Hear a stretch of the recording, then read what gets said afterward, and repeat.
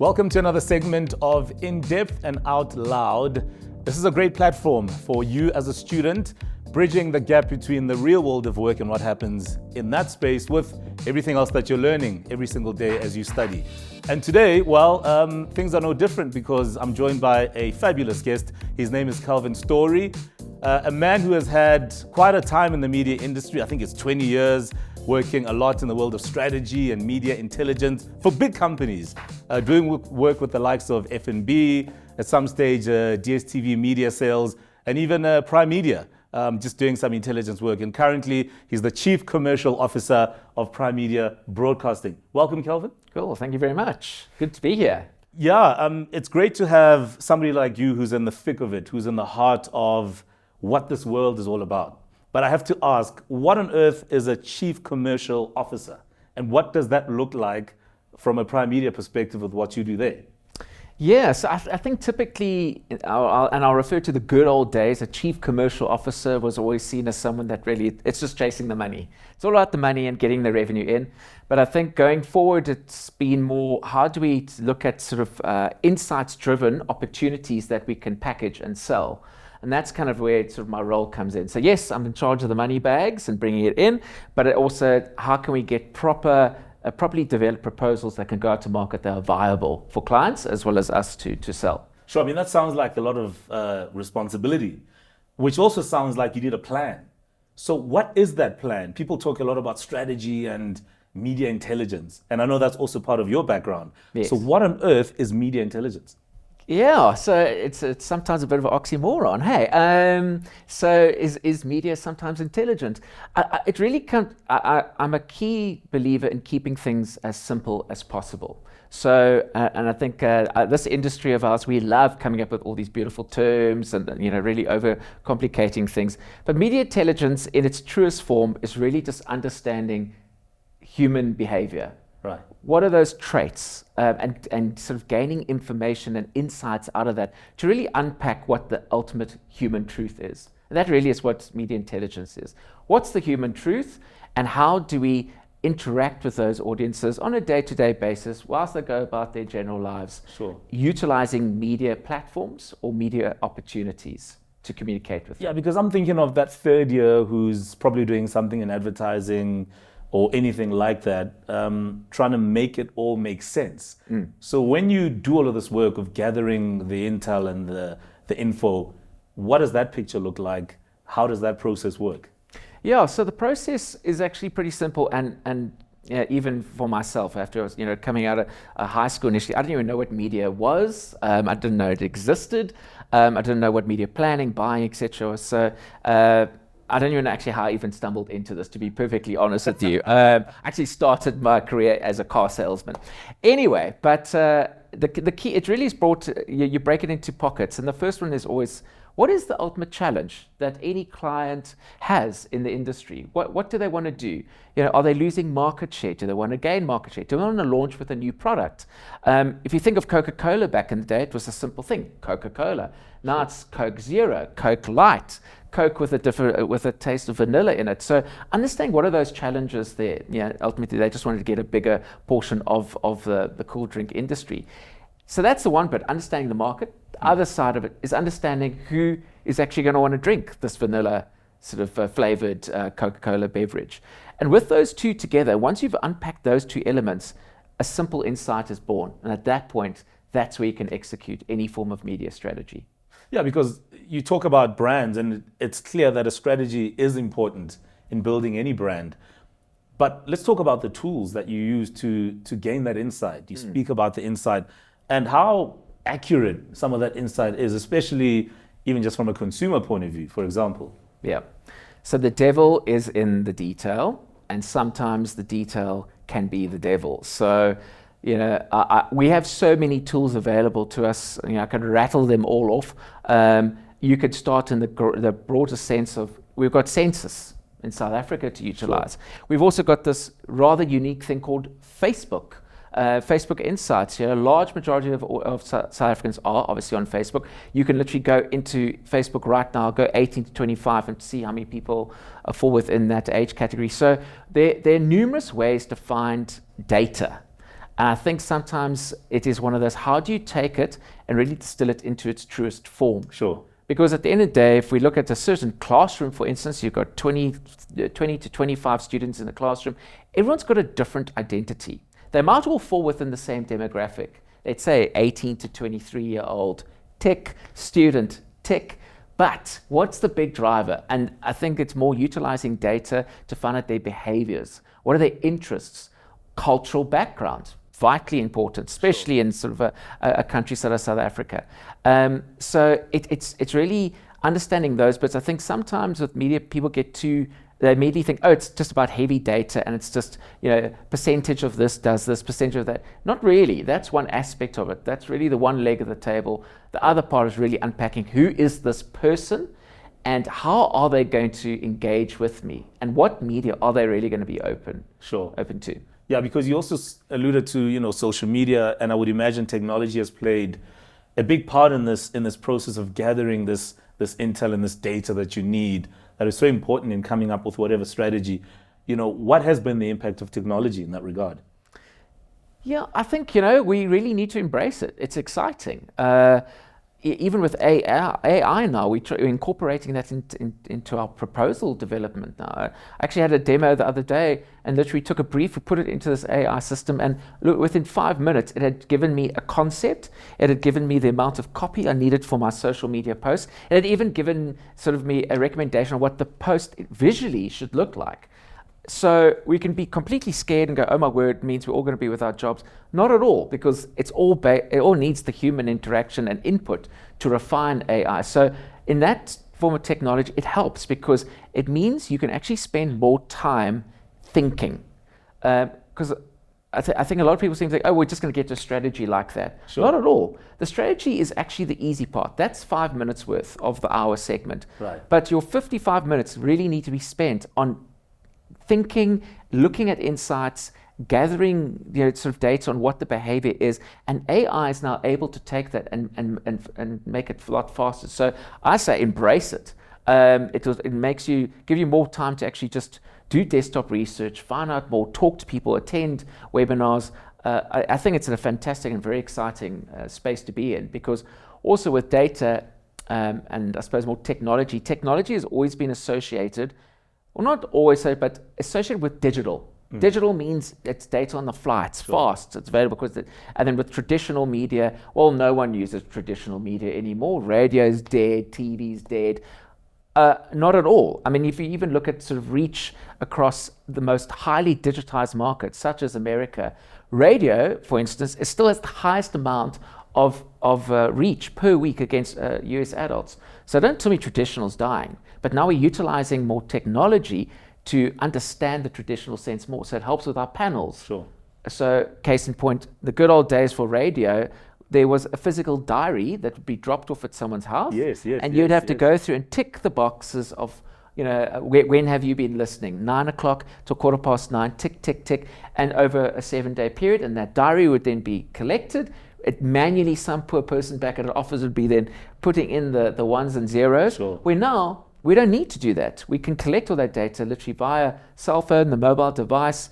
It's data on the fly, so we can almost have real-time analysis. So I say it's fantastic. Embrace it. It just means we can almost get to do our jobs faster with far more quality and, just way more intel.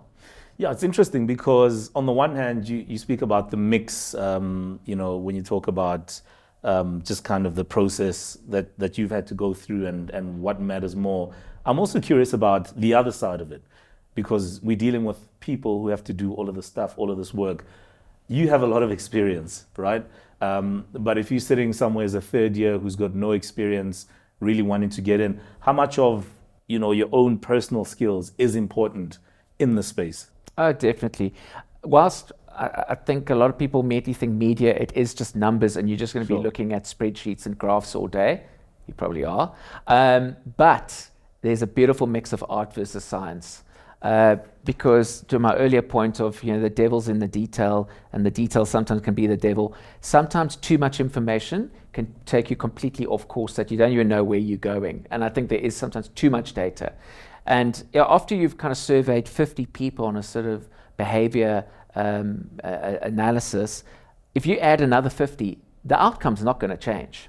So sometimes there's too much data that is floating around, and you need to work on your instinct to kind of sift through that data and add the human lens to it. So I think anyone can bring something to the party in terms of how media can be interpreted. The other aspect of it is, you've got to be a sponge. I think you've got to be open to just taking in everything, whether it be news bulletins, pop culture, everything around us is a medium. Sure. Everything. I mean, right now we could probably brand this entire set. Everything has some form of branding element. Our watches, our clothes, the tabletop, the vase, etc. So whether someone wants to own up to it or not, everyone is actually living in the space of media. Sure. I also want to talk about when you think about the world of being a strategist. Obviously at some point it's got to be about whether the strategy is going to be a good strategy or not. Is there a way of working that out? Can you tell? And maybe even in your own experience with some of the stuff you've worked on as well, where you were able to tell that this was going to be a great strategy, and maybe some stuff that you worked on, you thought, some bad calls were made here and there. Yeah, so let's rather call it, a continuous improvement. I think that's the best way to go about it. So I think once again, a strategy can be changed at any given moment due to technology. We can, as for instance, a certain campaign will go live right now. Let's say on Facebook, within the first 2 seconds, we'll know the post is live. Within the next 10 to 15 minutes, we'll know how many people have already interacted with, shared it. Over a week, and we can then start gauging and say, okay, listen, we're having zero interaction with this post. We need to do something about it. At least then we can change it on the fly. So I think a strategy is never just done, presented, tick, and we're going to deploy it. It is forever evolving, and I suppose this is what separates a good strategist from a bad strategist. Is your job is never done. And the good strategist is on it all the time and looking at the data going, you know what, okay, maybe we've gone too heavy on this medium, we need to reduce, we need to go somewhere else. Or maybe this target market isn't quite right. I'm seeing this post, which is supposed to be geared towards, as say, a male skewed audience, now is actually picking up more female skew. But then that could be something interesting. Maybe the brief itself wasn't correct. So there are many ways to look at it through the lens. So yeah, a strategy it's not a one-trick pony, and it is there to evolve at any given moment. I actually call it the 333 sort of principle. What happens in the first 3 seconds, 3 minutes, 3 hours, 3 days, 3 weeks, 3 months, 3 years, whatever. But I should copyright it. But I think you should. That's that's how it should be sort of handled. Tips for that student that's on the cusp of it all, wanting to get into this world, obviously not starting where you are, but having to start somewhere. What tips do you have for that individual about this world that you find yourself in? First and foremost, be a sponge. You've got to be a sponge. I think at first you'd think, well, this is not very sexy. I want to be in a creative agency, working on cool concepts, launching things, being on the film set, etc. It's not quite like that. With media, you've got to do the hard grafting, and sometimes I think a lot of people entering into, they immediately think they're going to be a media strategist. Unfortunately, that isn't the case. So where then does it all start? So, I mean, if I had to give you the rundown of my career, please, I suppose, ladder, I mean, I started as a media trainee. It was the first 6 months I was a trainee, and I didn't quite make tea for everyone, maybe for my colleagues, but you have to understand the simple systems. How do I pull an ad spend report? Then updating. There's numerous slides, but then from that point, media trainee, then it was a junior implementer, which is more kind of planning. So how do you do a TV plan, a print plan, a radio plan? Then it's a media planner. Then it's a senior media planner. Then you go into media strategist, senior media strategist, business unit head, media director or media manager, media director, managing director, group managing director. So that actually has been sort of my growth path. So it hasn't happened overnight. And it wasn't just given to me. I mean, there were weekends I would sit at the office, I just painstakingly updating a 200 slider, only to be told on the Monday that the new data had just come out, and I had to redo it all. Yeah. Yeah. And I think that's the one part that a lot of people don't want to hear about, because we all just want to get to the destination. Exactly. But what I will say, which is just so satisfying and that gratifying, is that first TV campaign you work on, in terms of doing an actual spot plan or a first radio campaign, and hearing, even though you haven't created the actual creative piece, the ad, but hearing it and knowing that you were instrumental in deciding and influencing a client to put their radio ad in that show at that time, it's an amazing feeling, absolutely amazing. So Kelvin, tell me about where a strategist would fit in this picture of trying to come up with a great plan for a brand. Where does this all fit in? So it's an interesting one, because media has really evolved over the past 20 to 25 years. So initially, media was always sat within a full ad agency. And when I say full ad agency, obviously it's creatives, copywriters, the creative, the producers, etc. And media was in there. And at that point, a media strategist, and it is a bit contentious, but a media strategist was heavily influenced by the creative, because the creative director walked in, I'm doing a 60-second TV ad, and I want a 60-second radio ad, and you need to put the plan together and decide where it's going to go. Cool. And that really was pretty much the 80s into the 90s within South Africa. And it was also quite simple. Didn't have a lot of TV channels. So Dallas was easy. Dynasty was easy. Tick, tick, tick, done. Then sort of moving into sort of more your 2000s was really the media independent agencies were born. All of a sudden, media departments pulled out of ad agencies, and they came really with a neutral decision and looking at it more from a holistic audience point of view, and deciding, what does this audience really want to see? Where do they want to see it? How do they want to interact with it? Because if you think of it, you go through moments, and we kind of call it the lean forward and lean back. I'm leaning forward for more information, for news heavy. I'm leaning back to be entertained, and utilizing that. It did ruffle a few feathers, because all of a sudden a media agency had a bit more power, because ultimately the biggest budget, a marketing budget, is not held by a creative agency. It's held by a media independent.